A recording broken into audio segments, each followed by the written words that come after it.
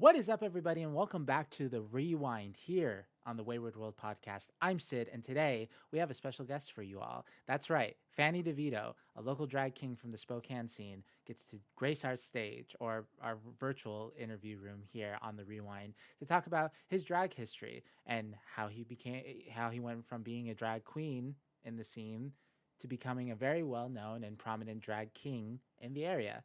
Fanny DeVito is someone that I've been wanting to have on the show for a very long time. So I'm very, very happy and very privileged to have that opportunity to showcase him. We talk about his drag history. We also talk about the Spokane scene and what he's been able to do with his own production of Nito Dragito at one of the local dive bars here in Spokane, and hopes and dreams for the future of Fanny DeVito. I keep saying Danny, and I've said Danny so many times on this intro thing.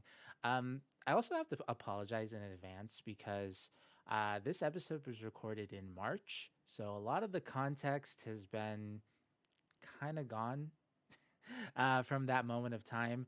And now we're what, late May already. So if it seems a little bit confusing, just know that we recorded this back in March. So things might be a little bit out of place. So I apologize. That's on me. But I'm on a place now that we'll be able to upload more episodes and upload them more consistently. I have 2 more episodes that I need to upload. And then right now, as I'm speaking, I am trying to reach out to the drag heavens to get someone on this show again. So bear with me. We're trying to reboot things again. It's very hard, but we're managing. If you're a drag king, a drag queen, a drag performer, burlesque artist, nightlife DJ within the queer scene, as long as you're queer and you work in nightlife, I would love to get to know you a lot more. So please hit up my line if you are interested in this format and you want me to showcase what you've done from the beginning of your time as a performer all the way to the future. That's what the Rewind's all about. So please reach out to me. You can, if you're watching this video, I'm sure there's a way for you to get in touch with me. I've set that up specifically, so I'm not even gonna tell you where you can find me. You can find the Wayward World podcast. You can find me on social media. Reach out to me, and I'll be right there for you. But in the meantime, sit back, relax, and rewind with Fanny DeVito.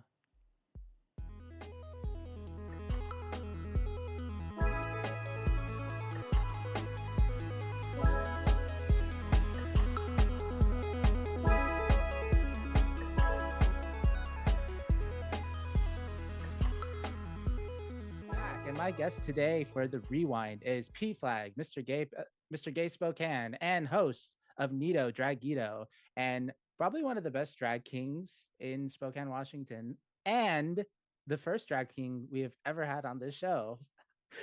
Please welcome Fanny DeVito. How are you doing, Fanny? I'm doing great. Thank you. Yeah, I'm glad to be on here.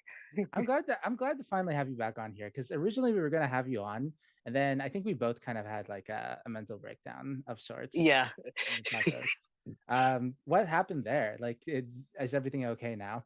You think? Yeah, things are a lot better now. I was like, what year was it that we were gonna do it? Because I It think I was. was working Graves, and then I was like, this is fucking me up. And I was probably living with people that I shouldn't have been living with at the time. Oh yeah, I think it was like 2021 because Yeah, definitely that. yeah, because I had a stint where I was like recording a couple things. The last kind of official episode of the rewind was with Annalise Feldman.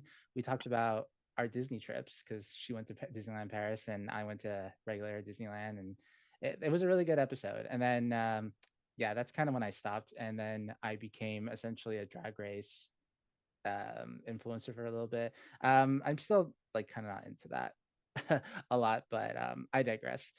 We're here now, and the people want to know, Fanny. First of all, who is Fanny DeVito? Who are you? What do you do? And then just take us from there, and we'll talk more. Well, Fanny DeVito, I like to think of him as um, him at his core is this like sleazy, clowny, like car salesman, but I always end up getting him turning more into like a as some people have described it like '80s rockabilly type of dude. He's a lot of things, but he's a real piece of shit. That's Yeah. that's like his character. Well, Um, it's kind of like the grotesque part. Like obviously, Danny DeVito, like yeah. where the name is coming from.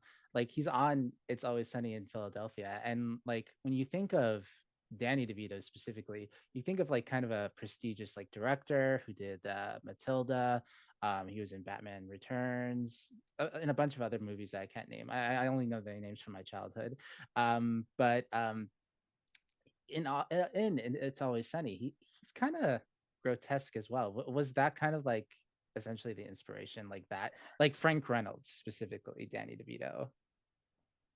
Not really. I've never actually watched It's Always Sunny. I've Oh, only ever seen clips.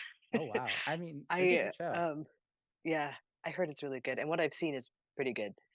I A lot of my inspiration for my drag character just comes out of myself and what I like in other drag characters, and just like from the very get go of when I was doing Fanny, when I started Fanny, I had I did get his name from Danny DeVito, obviously, but it wasn't like uh it was more so I was focused on him in the sense that of like the whole meme and the like Uh, um and the whole fact that, he was part of my childhood with, like you said, Matilda and the Batman movie, and I do like his stuff.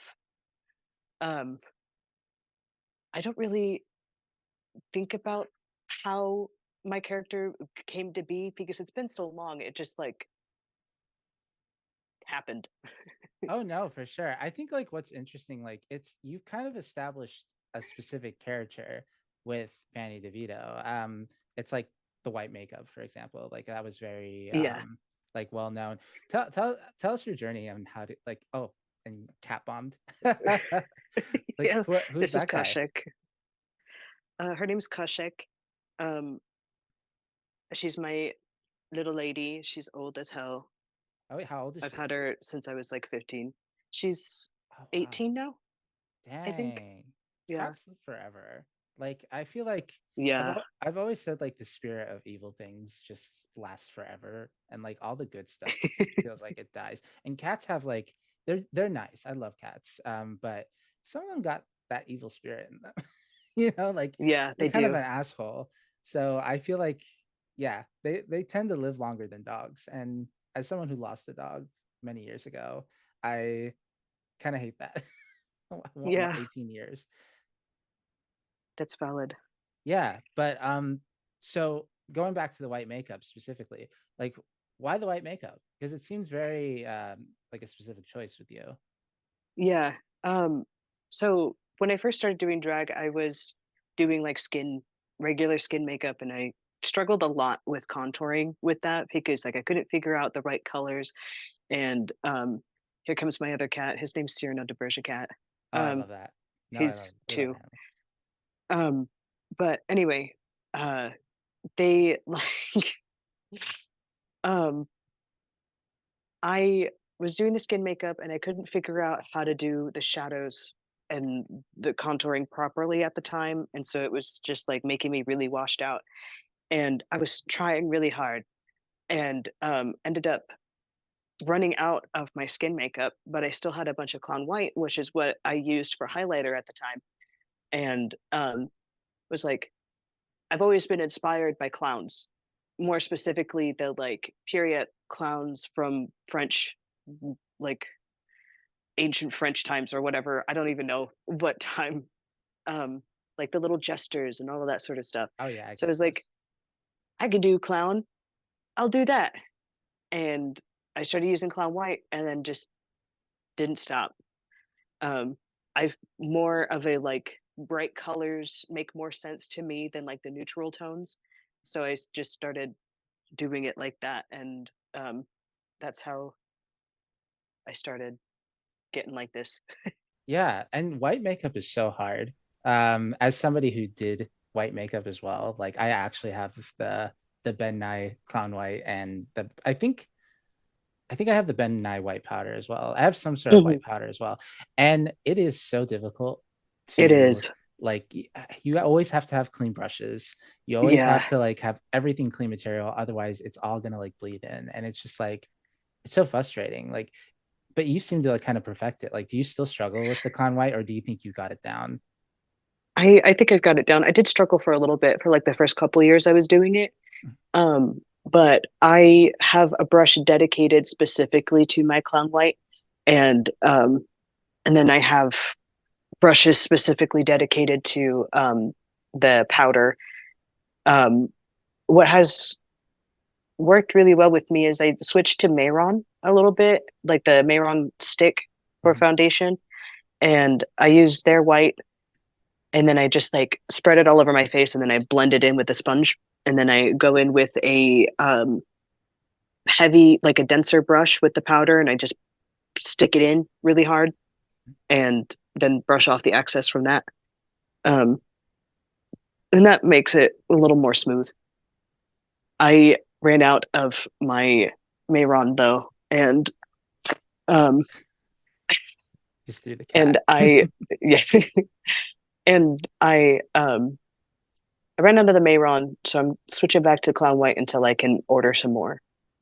But I'm thinking I'll just try to do something similar with my Clown White Is with it like the sponge and stuff. is Ben Nye or Mayron? Which one's like a lot more cheaper of an option? They're both about the same. Yeah. Yeah. The I do like Mayron more though because it's lighter and it's like I think they're both still grease or not grease. They're both still cream, but the Mayron one comes on a little lighter and is a little easier for me to mess with than the Clown White because it's the Clown White's so thick. Oh yeah. Yeah, I think that's if it came in as a stick, it would be a little bit easier to work with. yeah. I mean, like that's what I noticed when I with my Ben Nye. I feel like I always have to like warm it up a little bit, like just so I can like apply it really well because it's so thick and a little sticky as well. And it just gets Yeah, everywhere. It's like it's so cool when it's applied, but it's like just kind of a nightmare, like yeah, to like actually like the actual application of it. Um, I do want to ask you though, because we mentioned at the top you were the host, you are the host of Nito Dragito, which is at Nito Burrito. We love Nito yeah. Burrito, love Patty. Mwah. But there was a specific event at Nito Dragito, and it was a night of 1,000 Fanny Devitos. And I wanted Yeah, to talk to you specifically about that because I've known you for a long time. I've known you like at 18 years old. I was intern at the Spokane Civic Theater, like doing that Wanda, whatever Wanda. It was a play about Wanda. She had a deformity on her face or Wanda's something. World. Is that what it's called? Yeah, Oh my God. Okay.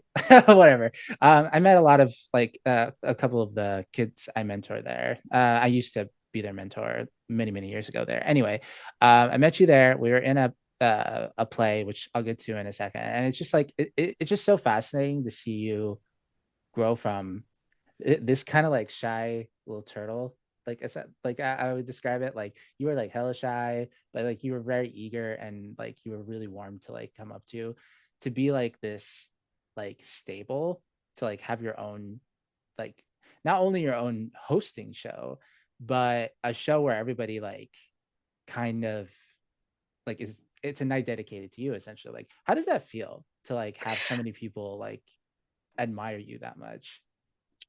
it felt really great. It feels really great. It's a weird feeling because I never like really considered myself uh, like it wasn't until like this last year that I kind of really just like opened my eyes to the fact that oh shit, I'm like pretty far up there in the like fame of local fame and stuff like that, and that people actually like me, and um it's a strange feeling, but it feels really nice because I've been working so long to try Mhm. to get to where I am, and I'm very grateful about it. The Night of 1,000 DeVitos was, or Fanny DeVitos was, I think, my favorite show so far, and that's not just because of the fact that like, oh, it was all about me and everyone's dressed up as me. It's like I I could feel all of the love that everybody had for me, and like they all like I was really nervous that people were going to make fun of me and they didn't, and that was Oh wow, I would have made fun of also you. really great. Like I like straight up like I'm surprised no one made fun. I would have made fun of you, but like in a Yeah, shady in a like loving way. in Yeah. a loving way type of thing. But no, it sounds very success. It sounded very successful. I haven't gone because here's the thing. I don't Yeah. go out to drag shows unless I have cash to tip. I make it a thing that I tip these bitches. You know, whether it's drag queens, drag kings, like whoever's like performing, they're crunchy, like they're bad, they're really good. I'm gonna like tip. If I don't have cash, I'm not going. Like, cause I don't want to like it. Like, I just recall Hamburger Mary's in Los Angeles, like their ATM machine was broken and there was no ATM nearby. And but they No. had Venmo, and I was like, I'm gonna try this Venmo thing. And then in my mind, I was like, I'm sitting here, I'm wondering, do these drag queens think that I'm not tipping them, that I'm one of these like assholes that like is having a good time and not tipping them? Like, I hated that feeling, so I don't go out to shows if I don't tip. So I will go one day, but yeah, but one thing I wanted to ask about Nito Dragito, like is his inception. Like how did that come to be? And then like yeah, how did it come to be essentially? Um, I was so Liedemon and a couple of other queens had gotten together at one point as like a sort of retaliation for something. I don't even remember what was going on at the time. But back in like early after we came back from the pandemic when everything was under lockdown, um, they had made a group called the Collective, and the Collective started doing shows at Nido Burrito that were like all ages friendly, and then had like it's the same setup that I had where it would have where it's like all ages, and then after a certain point becomes 21 plus. Um, and it wasn't terribly successful because it was still right at the very beginning of everybody coming back from the pandemic and lockdown and all of that sort of stuff. And it ended um, after like I want to say 3 or 4 shows that they did, and and I was like, damn, that's a bummer because now the only option is 9, which at the time they wouldn't book me, and but they did start booking me before I started doing the Nito shows. But I was like, still, I was like, there's not a lot of space, and it's very upsetting. And I remember what it was like being under 21 and not having anywhere to go. And I want to have my own show. Everyone has their own show except for me. Not really, but you know, I had been thinking about it for like a year. I was like, I want to have my own show. I want it to be alternative. I want it to be weird. I want it to be goth. I want it like I just want something that I could do whatever I want at. And so I reached out. I think I reached out to Lita and I was like, hey Lita, like I know how you had those shows at Nito Burrito. Well, how do I get that? What do I do? And she was like, oh, you just here's some information, reach out to Patty, that sort of stuff. And so I reached out to Patty and then we had a meeting and I was like, ah, another drag show? Hey. And it was essentially almost an immediate yes. I just had to work on the name because at the time I was like, oh yeah, I'll just call it Spokane Does Suck because that would be really funny.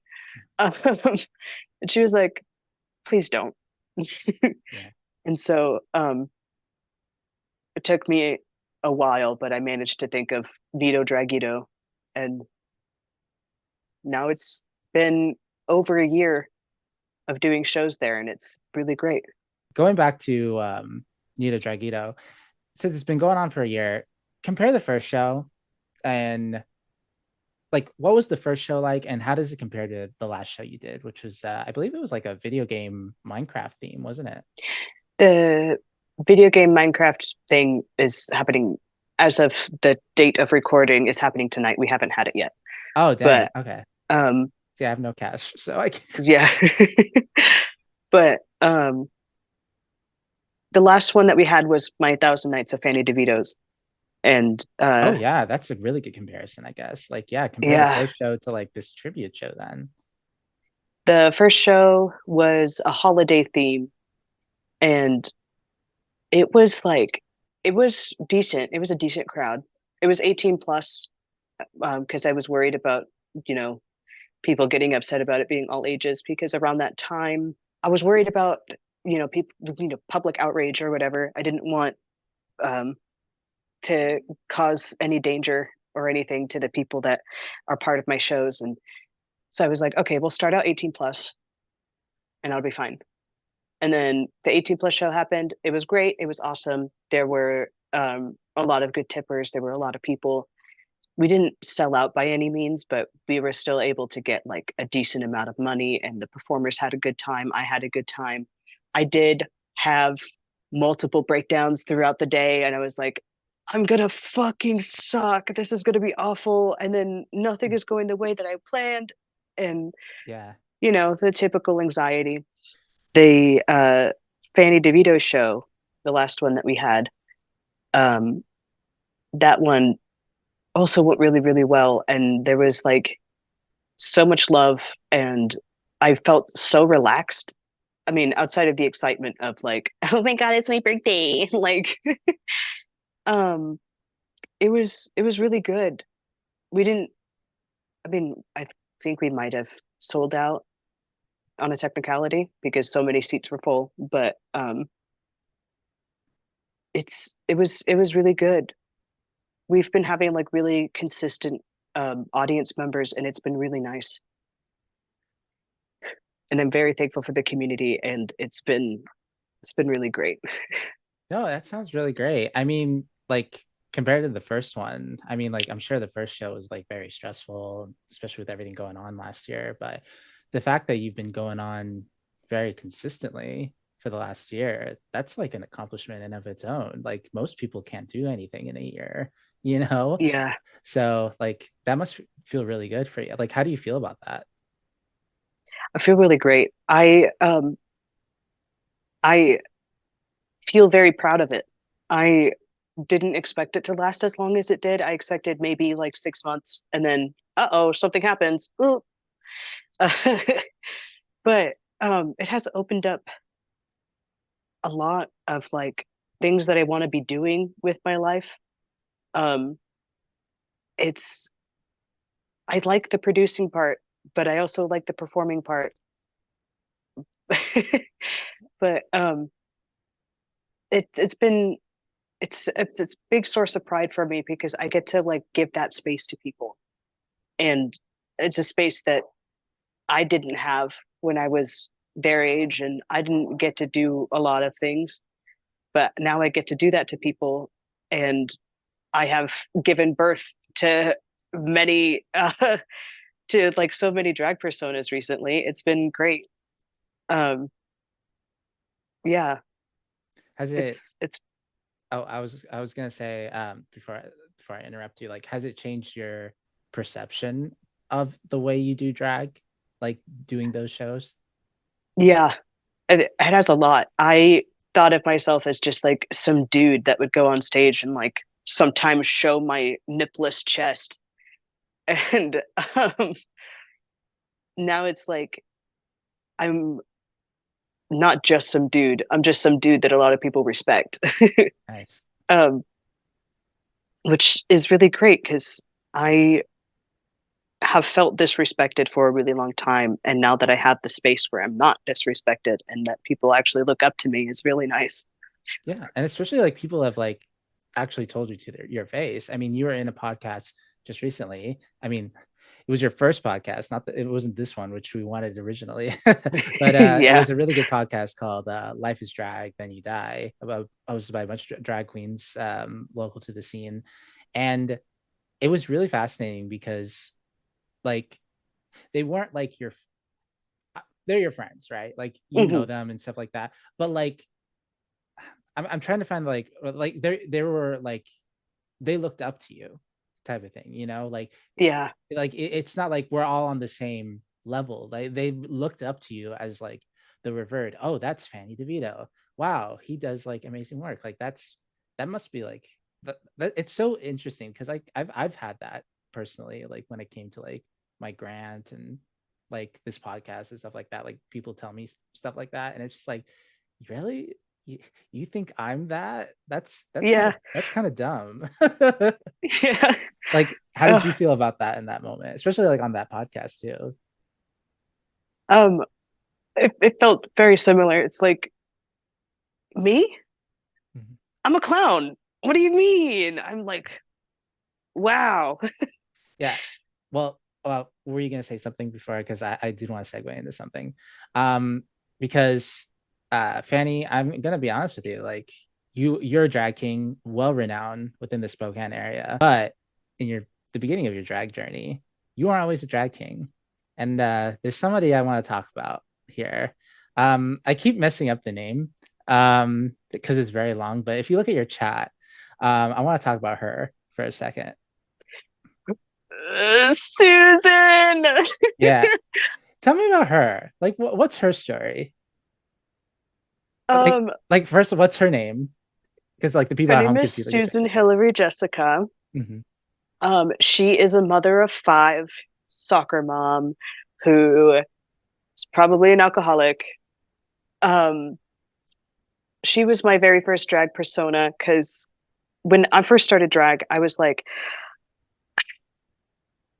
fuck RuPaul. Sorry, but fuck RuPaul. I think a lot of However, people would agree. I think a lot of people would agree with that. yeah. However, I was watching RuPaul at the time. I was 16 when I first started. Like, I had watched RuPaul since I was like a kid because my mom was super into it for a little bit. And and then when I was like 16, I got super into it because I was like, I'm an Epsler.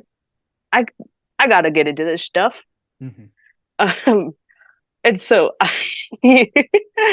I Oh, you got can say into it. by the way, you can say faggot on the show. You said it on Okay, Facebook. sick. Yeah, we love it. We love like I I listen was to Sloppy Seconds and like Sloppy Seconds with Meatball. Like I don't know if you know Meatball, drag queen, and she yeah. says hit the slay button, faggot, and I say that all the time. So you could say faggot. Okay, sick. So I was like, I'm a faggot. I'm I should get into this, more into this drag thing. And so I started watching RuPaul again and got super into it. I was extremely depressed because I was a high school student and mentally ill. And so I would just like lay in bed and watch RuPaul for like any free time that I had, basically. And and then I was like, I want to do that. At the time, I was a girl, and I was like, I can't do that because I'm a girl. And yeah, fuck you, RuPaul, piece of shit. Okay. Anyway, I get very heated about the ruification of drag. Oh, Um, no, a lot of people probably do, but if RuPaul wants to come on the show, like I just want you to know, I didn't say that. yeah, I am not being endorsed here. This is my own personal opinion. That's fair. Okay. Anyway, I was like, I'm a girl. I can't do that. Blah, blah, blah, blah. And then I transitioned and I was like, I'm a guy now. I can do it. And I was like talking to one of my friends at the time and I was like, I want to do drag. And they were like, well, the pin, they do drag and it's all ages. You should do it with us. And I was like, fuck yeah. Now we need to think of a name. And I was watching Trixie and Katya's, uh, and they Yeah. had like an episode where they talked about names and they were like, something something, wouldn't it be fucking hilarious if somebody had three first names, something something? And I was like, Susan Hillary Jessica. Yeah. And all the pageant girlies have three names at least, Yeah. like at least three or four names. So like that's most drag queens anyway. Like I Yeah. on the newer episode, Morphine Love Dion, which she's amazing. And but she has three names. Three names that really don't like they make your tongue feel fat. You know what I mean? Yeah. Like it doesn't like flow really well. We just call her Morphine.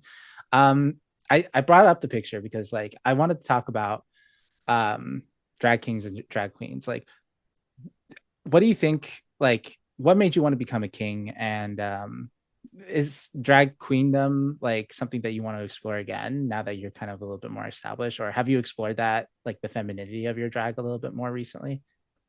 Yeah. I still kind of go back and forth between how masculine and feminine I am with my drag. most of the time I will be like pretty effeminate, but still do like the contouring and stuff like that. But it's like I'm still a king when I'm still pretty, you know? However, there are some rare times where I'm like, I should bring Susan back. Oh yeah. I haven't yet, but I will eventually. I did once, like a couple years ago for a show, and then I like never brought her back again. I've been thinking a lot about it though, because I do kind of miss it. Yeah, she's not dead Um, yet.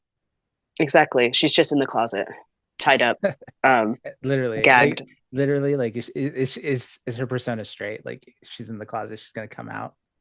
Yeah. Yeah, that'd be funny.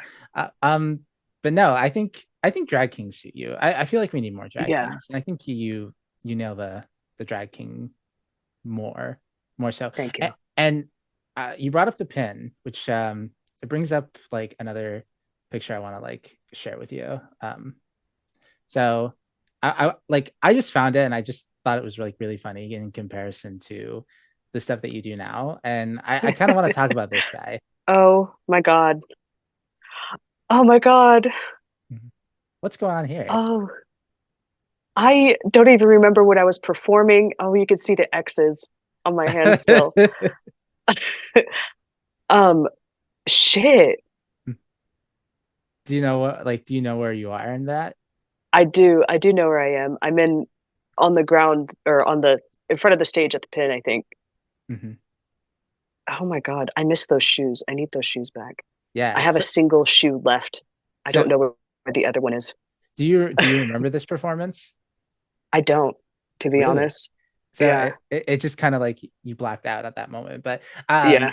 I think it's really interesting because like do you have like because I pulled this from 2019. Like were you like exploring Fanny DeVito at that time, do you think? Yeah, I was.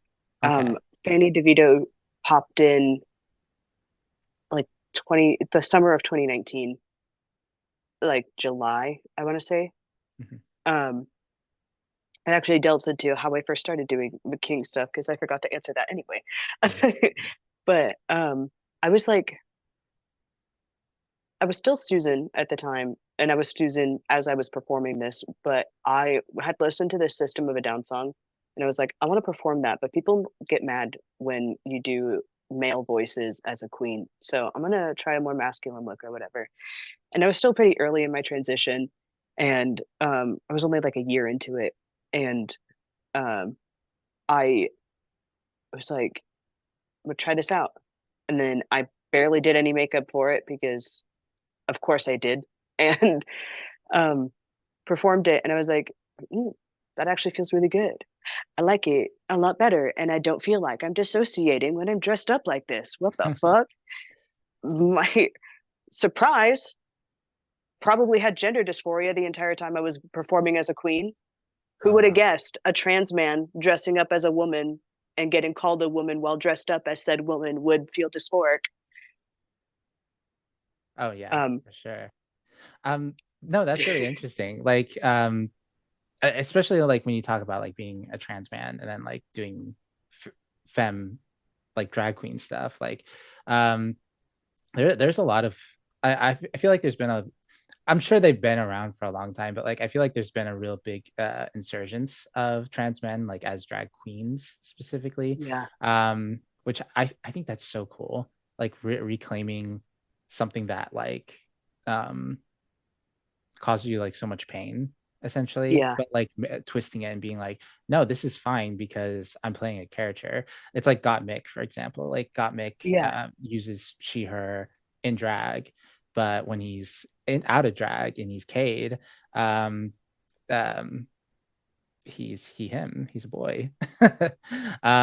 But you feel a lot more comfortable now doing the drag king stuff mostly. But you said you still wanted to do Susan again.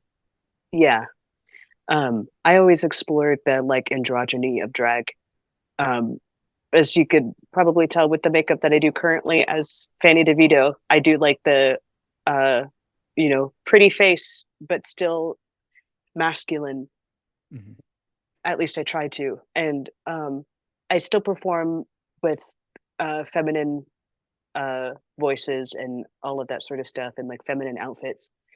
Um, But like, there's a lot of songs that I have been thinking about bringing Susan back for, where it's like she would kill it.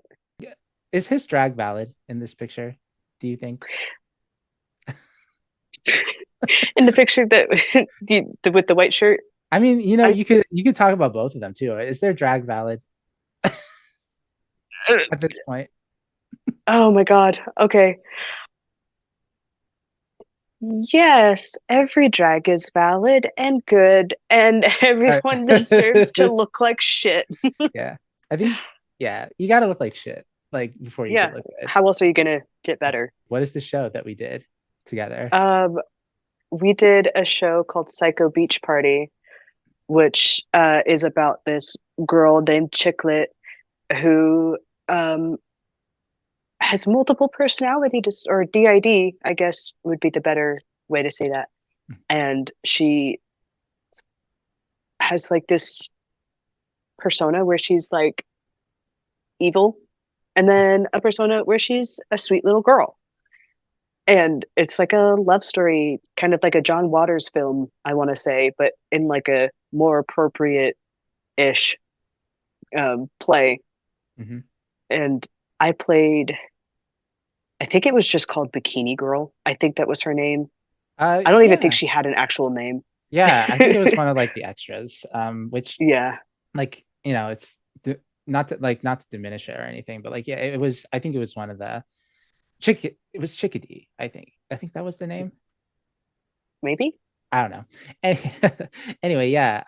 I'm present in the middle because I was provolone in that show. And what's funny about this show though, and because we're talking about drag, it was written by Charles Bush, who is a drag queen, a very prominent drag queen writer, actor, and performer, which I guess at the time I didn't really think about that. I loved Yeah. like after doing this play, I loved Charles Bush. After that, I read Vampire Lesbians of Sodom. I think that's the other one, and I really liked that play. I don't remember too much about it, but I remember enjoying it. I used to, before I gave all my theater books away, I had a collection of all his plays, and this play was really good. I think it was the first time I had like a not a starring role, but like a more prominent like supporting role in it.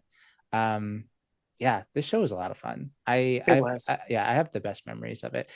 Does it all make sense now though that you're in a play written by a drag queen, which was also starred by Nova Kane, who very Yeah, prominent in the scene of drag here.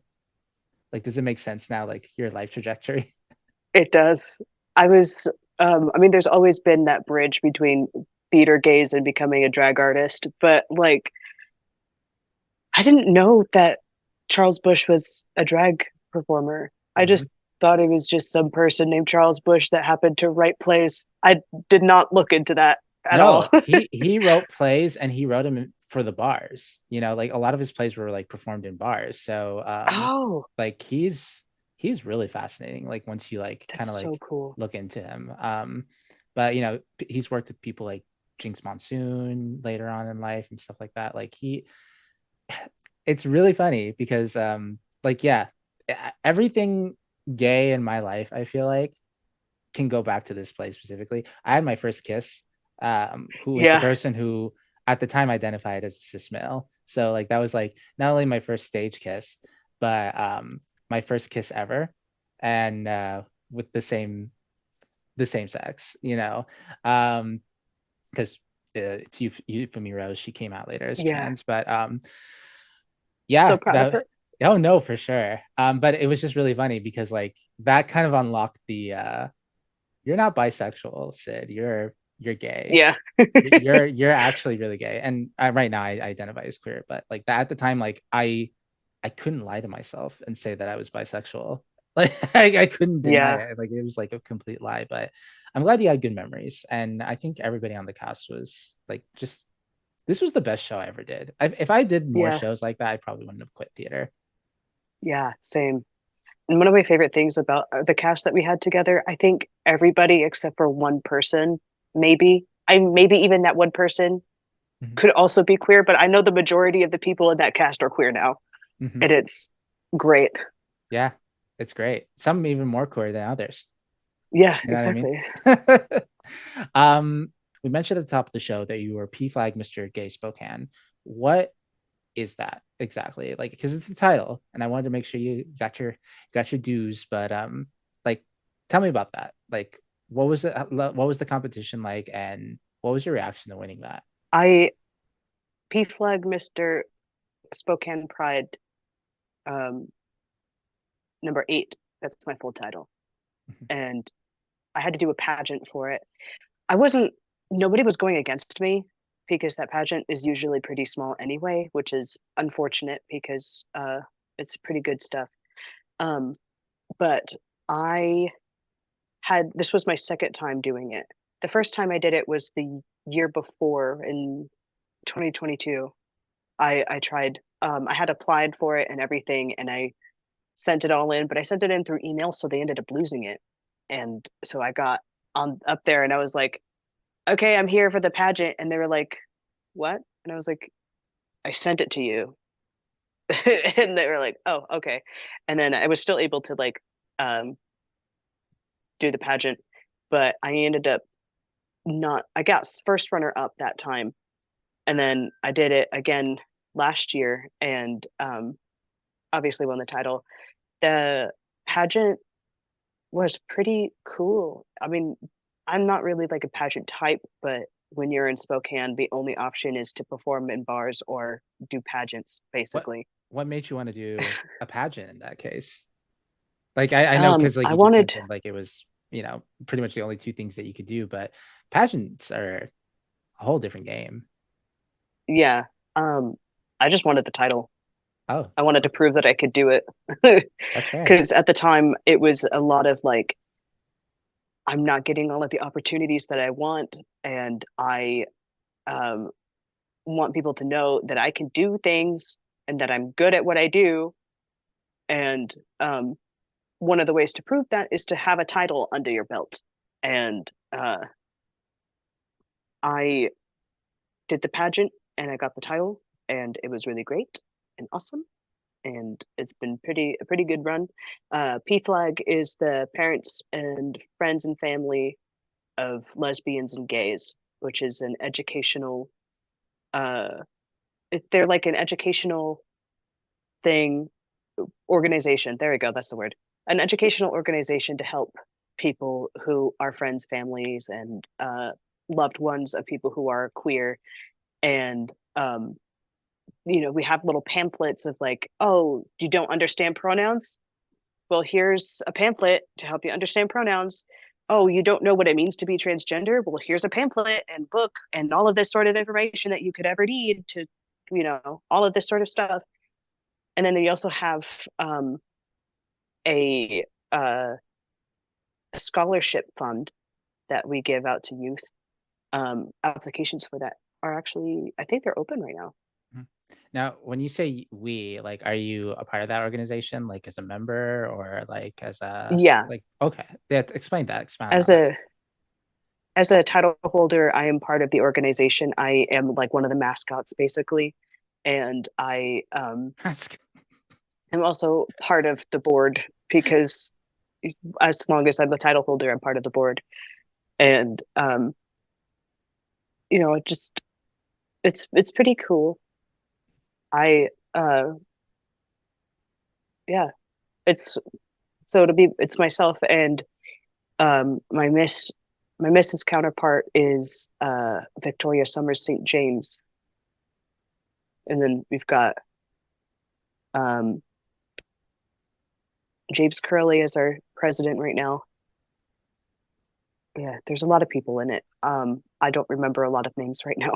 Oh no, that's totally fine. By the way, I like laughed a little bit because like you said you were like their mascot, and I just like imagine like like just like a football game, like Yeah, you're the coming giant out fanny head. like yeah, pretty much like you're like oh here's our Jag King, like prance, like do your Yeah, dance. dance monkey dance. Um, where was I going with that? Oh yeah, so is this a title that you have to defend, like like WWE style, or like once a year comes up, like someone else is going to be in your position? I think I had the option of if I want to run again. I don't really know. I don't think I could go back to back. I kind of skimmed the contract. I don't really know. That's I just fair. know that there's a new person like every year, and the pageants happen in May, and people fight, uh, do the pageant against each other to try to figure out who gets what title. Um, I didn't have anyone going against me, which was kind of upsetting because I wanted a little bit of competition. Probably would have won anyway, but Yeah. Well, just kidding. you should probably do it again. Just like be the two-time champion. Yeah, you know what I mean? Like Ding ding. it's just that like Yeah. just in case like nobody applies again, like you could just do it. You should just do it again and again and again until you're like the Roman Reigns of the Yeah. Spokane gay like P P flag. flag. Yeah. um we are coming towards the end. I do have one last question. It was a post like I want to talk about this post that you made on Facebook a while ago. And I commented on it about feeling isolated in Spokane, and like you're really grateful, like you have the show, you have all this prestige, and like people know who you are essentially, but it still feels very small. Essentially, Spokane, it still feels very isolated, like people are kind of like doing their own thing and stuff. My question for you is like, where do you see yourself in drag in the next year? um like do you see, like, you've been doing it now for a couple years, do you see yourself doing kind of the same thing? Do you want to move eventually? Like I think like a lot of people do want to move. I want to move out of Spokane, you know what Yeah. I mean? But is that where you kind of see that? Like how, like, or how are you going to mend that feeling?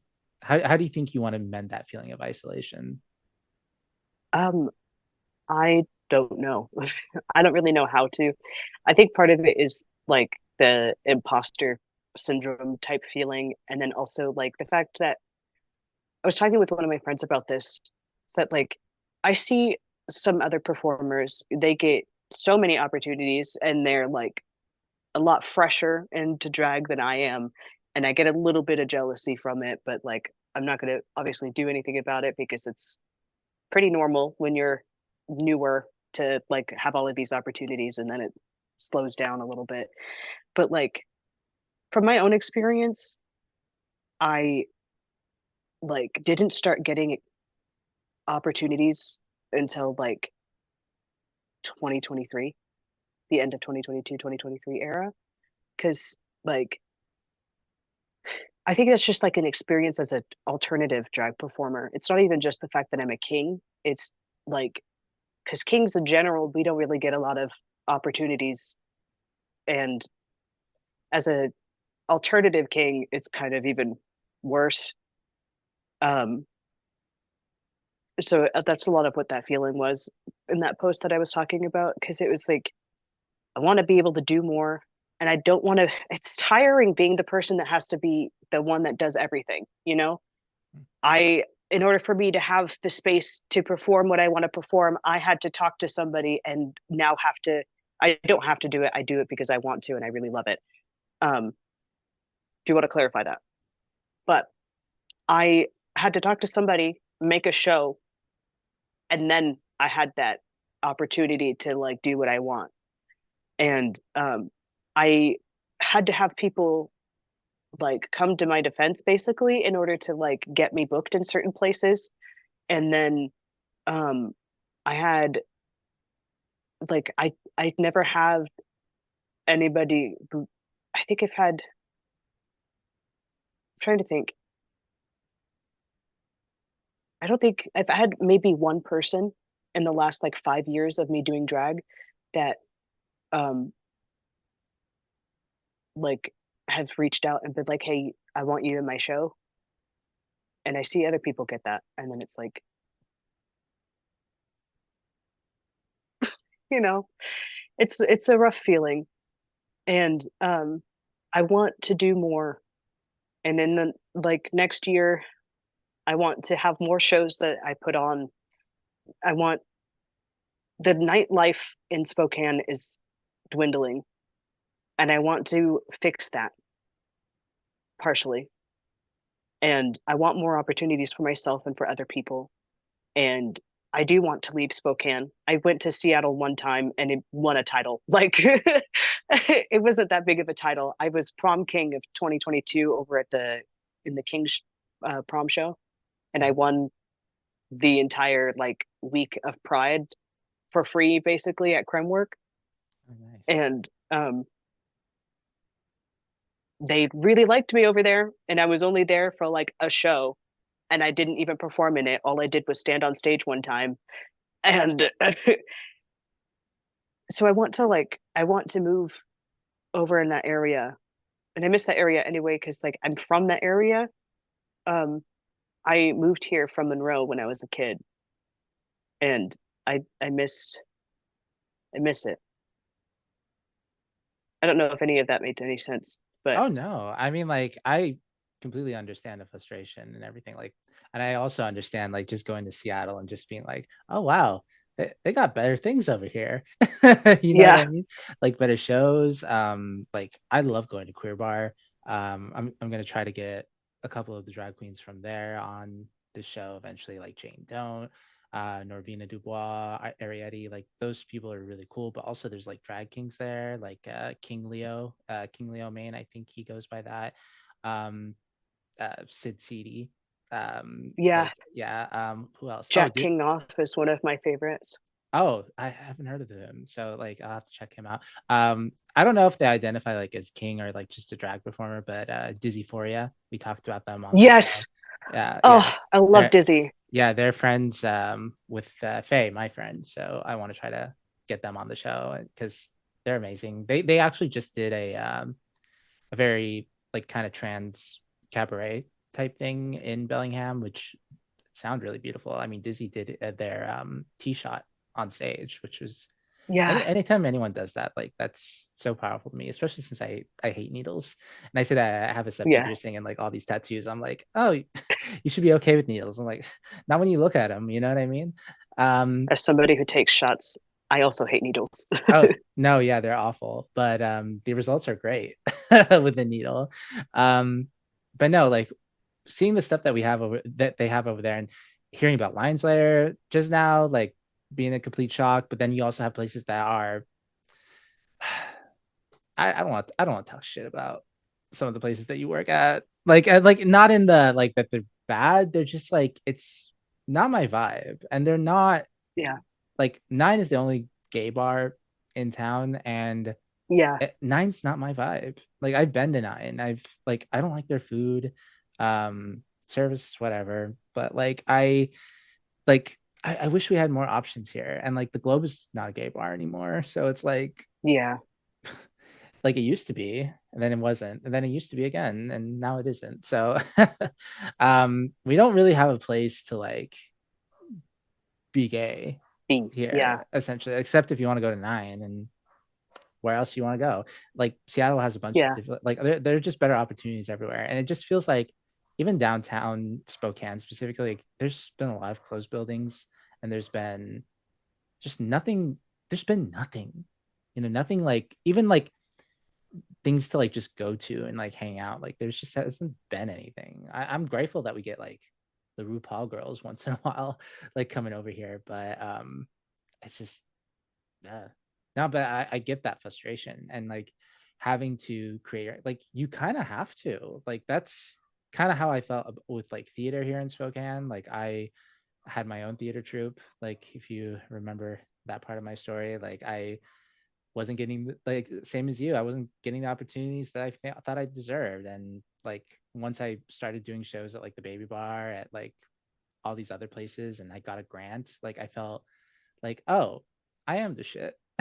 It's just like the places that we have to work with are just not great, and it's frustrating, especially like being a podcast and stuff like that. Like doing your own thing, yeah. it's just like so exhausting.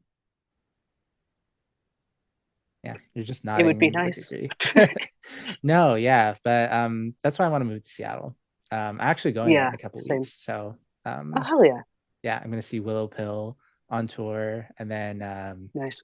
go to Queer Bar and a bunch of other things. But are you going to Seattle in the next couple months, you think? Um, I want to try to go back for Pride, but I'm not entirely sure because I have to save up money for that, obviously, and I don't. There's like, okay, this is kind of off topic, but it goes on to relates to the whole me needing to save money thing. Um, my day job, I'm a CNA, and we're going on strike pretty soon, and we Oh, do get strike pay. However, not enough. uh, I don't know if it's going to be feasible for me to save up money and enough time for me to like plan an entire trip for June. Um, but I want to, and I'm going to try. Yeah, no, that's I can help you out with that. Like not money wise, Thank you. obviously, but like let's find you a place to stay that it's in Yeah, your budget. Like I could be like your travel agent because what I do thank you. now like is I just look at hotels and just every single day there is a new price for something. Like the a $500 for a 3 night hotel like is today, and then tomorrow it's $400, and then the day after Yeah, that it's $500. So you just have to catch the rate at a good day. The thing that gets me now, like again, we're going off topic. We got to get to the end last topic of the show, but the one that gets me is airplane. Um, I don't like riding the train specifically because our train system sucks. yeah, The latest, the only train that goes from Spokane to Seattle is at 3 a.m. 3 a.m. Yeah, 3 Yeah, a.m. And I'm just like, nothing's worth going, especially in that area. Like going yeah, there at 3 a.m. No way, no ma'am. yeah. It's Um, the bus, no, I can't sit in the car for 8 hours. So I could barely sit in a plane for three. So the I have to go on a plane, especially as a TSA pre-check early. So I'm like, I gotta go take a plane. And planes nowadays are $400 for Seattle to Spokane, and a lot of times. And I'm just like, $400? what the That's fuck? like, what is going on here? How did we get here? They were not this expensive. Yeah, that's like it's wild. Yeah. What the fuck? Yeah, but you get there in 30 minutes. Yeah, 30-minute plane ride, $400. Yeah, That doesn't make sense. it doesn't, but I digress. Fanny, we are going to go to the end of the show. The topic of the final segment of the show, the lightning round portion of the show. It's a series of 5 questions I like to ask us each and every week. They're fun. They're not so quick because we'll talk about them forever. Although I hope that's not the case because we're going a little over. But we're having a good time. I'm not complaining. Fanny, are you ready for the question number one? Yes. All right. Describe a perfect day. Um, Similar to the one that I'm having right now, actually. What is it? Um, Springtime afternoon with the windows open and the breeze running through the house. Is today your day off? Yeah. Yeah. What are you up to? I have my show after, I mean, technically it's not a day off because I have my show tonight, but nothing. Oh, that must be really And it's great, nice. especially as a CN. I can't imagine how crazy it's gonna get. Yeah. Um, question number two: what is the song that describes your life right now? Um, it's more than one song. I can't pick one. Um, right now it is The Bug Collector. I don't remember who it's by, but it's really good. You should listen to it. Bug, And what kind of genre is it? it's like a, I want to say maybe folksy. Okay, I can't really pin down genres very well. and you don't remember who the artist was? Yeah, I don't. That's fair. But it should be the first person to come up when you look up The Bug Collector. So, Okay, um, and then the other song would be Brutus by the Buttress. Brutus by the Buttress. Yeah. What's that one about? It's about Brutus and Caesar, kind of. Um, Oh, okay. Et yeah. tu, Brute. It's yeah. It's kind of it's vaguely about that. It's more about like rage and jealousy and like there's also like a hint of like trans masculine feelings in there. Um, there's a line in it where it's like, um,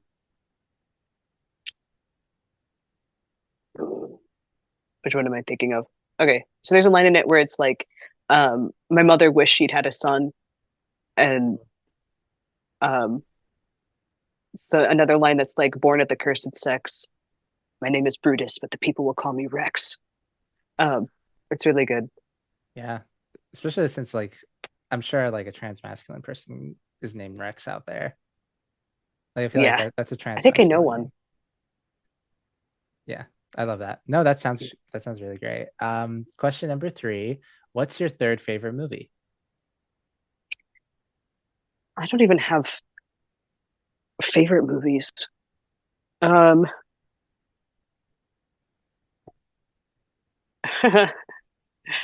I suddenly forgot every single movie that I've ever watched. That tends to I happen. think, um,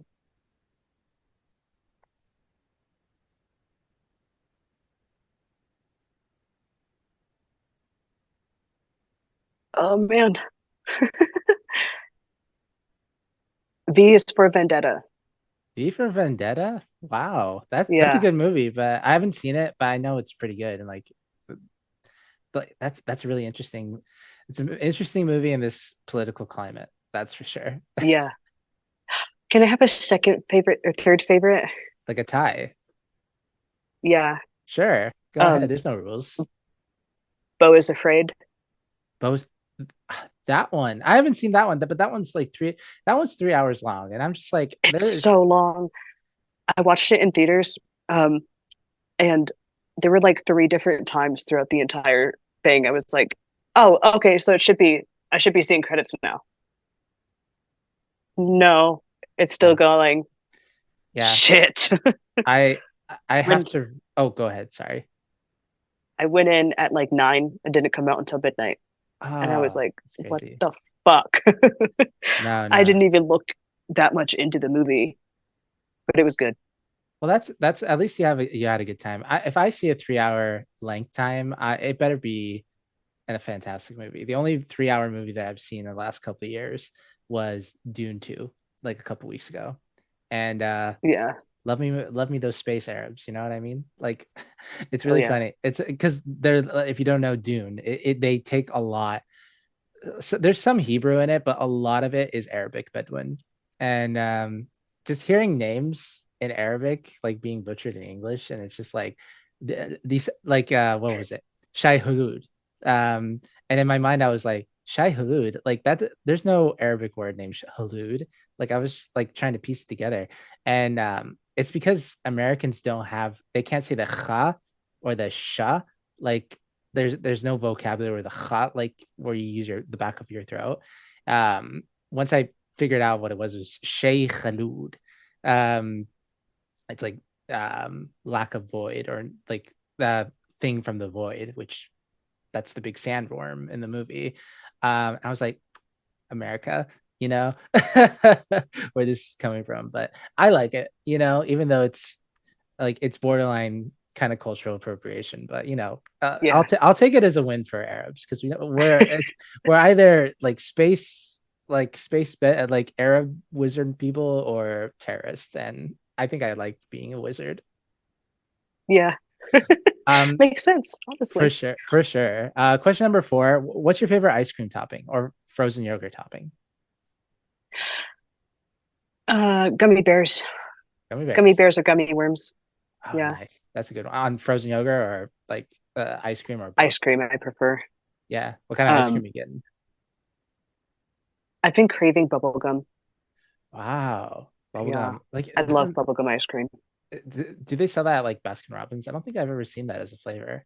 I don't think they sell it at Baskin Robbins anymore, but I have seen it up at the Stone Cold Creamery. Steve Austin ice cream shop. Nice. Do you like wrestling, Yeah, by the way? Like I mentioned Roman Reigns and you follow Rhea Ripley. I saw that. I do. I, I I do like wrestling. I haven't watched it in a really long time, but I was always like, "Ugh, wrestling so dumb. And then I used to be a direct support professional, and my clients, the last set of clients that I had, fucking loved wrestling. They watched it every single night if they could. Like it, I found myself getting super into it. My absolute favorite is obviously Rhea Ripley. She's the only woman that I would ever let do things to me. Oh yeah. Um, then, like, I really like what's his name? I think his name is Elliot or something like that. The one whose entire character is just being a white dude with a man bun. Uh, I don't know that one. I'm still getting back into it, so I'm. Elias. There we go. That's Oh his name. yeah, okay, with the guitar. Yeah, Yeah. okay, yeah, Yeah. I know him. No, I'm a kind of a born again Christian wrestler, like type of deal. Like Oh yeah. I used to be really into it, and then I just stopped watching because cable TV and like I Mm. didn't really have access to it, and I got back into school, and that's kind of when wrestling wasn't good anymore. It was around 2013, 2014. But no, I like my brother is really into it, and he was like talking about it, and I watch a podcast where they talk about it a lot, and I was like, oh, let's get back into this. And just recently, I just watched a couple episodes of Rhea Ripley's matches, actually, which she's hot, but she's a really good wrestler. Yeah. Um, and I was just like, this the women have a lot more respect. Like I watched the women's Royal Rumble, and I was like, this is a really good Royal. This is better than the men's. I can't believe I'm saying Yeah. that. Like they the women used to be very it's not good. Braun panties Yeah. matches, like what was it? A mud pie, like mud wrestling in bikinis, like that was the women's division. It was a big joke, and now it's like they're on the same level as like a Stone Cold Steve Austin, Hulk Hogan type deal, and I'm just like, this is crazy. This is really good. Yeah. But that's a tangent. That's for another Yeah. time, another podcast. But did you have something you want to say before we go to the next one? I do. Um, Speaking of wrestling, I just found out that Montana has drag wrestling. Oh, oh, that's really Oh cool. my God. I love that. I want to go so bad. There's a drag queen wrestler. I can't remember her name, but she's in one of the lesser shows. NWA. I thought that was really cool because there's Oh not a lot yeah. of queer representation. I thought Rhea Ripley was gay, like or bisexual, or at least she gives Yeah. energy, but she hasn't confirmed or denied Husband. that. Yeah. Well, she has a husband, but like that's just bisexual people. That Yeah. the I not think there was an interview where she did say that finds women attractive. So she's probably there. It's just WWE's a piece of shit. Like, let's be yeah. honest, and she probably can't say, but unless it ruins some opportunity. But again, that's really cool that Montana has that thing. But we need to get to this last question real quick. Question number 5. I'm still working on it, still workshopping it because it used to be something else. But you're putting on your shoes. You, but before you put on your shoes, hopefully you're putting on socks. And I want to know, which foot do you start with, the right foot or the left foot? I start with my left. Okay. So are you I go left foot dominant? no, I'm right side dominant. Oh, interesting. Um, So why the left one? I don't know. It's just how my body does it. I try to be pretty even on both sides. I think I think it's from because like I my body no works sometimes, and my right leg has gone through so much. Mhm. So I think it's from that because usually I would have like an ankle brace or like a knee brace or something on, and then just like lean up against something, and it's easier to bend the other leg. Oh, yeah, that's valid. um, anyway, Fanny, thanks for playing along and thanks for being a guest No on the problem. show. Where can people find you? And what do people have to look forward to in the next couple months from Fanny DeVito? I am found on Instagram at Fanny Devito dot underscore. Um, and then you can also find me on Facebook with my actual name, Emmett Kincaid. That's you can follow me on there, and I post a lot of my drag stuff on there too. It's really weird to have like my profile so public that people can follow me now, Yeah. but it's nice. Um, and then for stuff that you can look forward to, every third Saturday of the month, at least we try to make it every third Saturday. Sometimes it doesn't work out like that. You can find Nito Dragito shows at Nito Burrito. Um, the next month's show for April is on 420, and it is April Fool's themed. And I've got a little prank that I'm going to pull on my co-host, and I'm very excited about it. I'm surprised it's not. Um, I'm surprised it's not like a weed thing. yeah, I didn't think about it, and then I was like, I might do a number about weed or something. Yeah, some of Um, one of your performers will. yeah, and then um, I'm I perform at 9 once a month at least. Um, I'm there on the 29th of this month. I don't know about next month yet because they haven't put out the schedule. Um, but yeah, I think that's pretty much it. Awesome. Well, thanks again for being on the show. And you can find episodes of The Rewind semi-weekly at this point. I missed the last episode as of recording. We've only published one episode, but we have a bunch recorded and we have a new guest coming that's very prestigious and very cool. Very excited to share that. And we're going to get more guests on the show soon. I just need to get my act together. Editing's hard. Editing's the devil. I want someone else to do it. I don't like doing Yeah, it, but that's the problem right now. But that's tune why in I for don't do videos. for sure. Tune in for another episode of The Rewind, and let me know if there's someone specific that you guys would like to see. Anyways, guys, thanks for watching, and it's been real.